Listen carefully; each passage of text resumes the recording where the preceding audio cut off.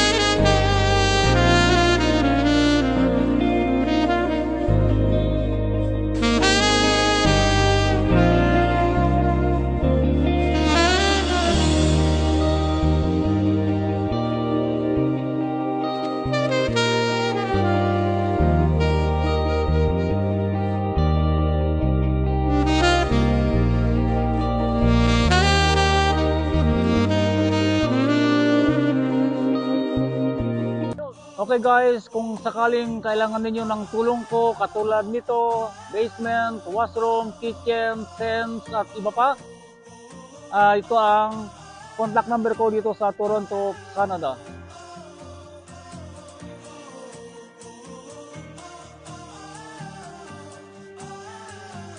Kung anong oras man ako kung no,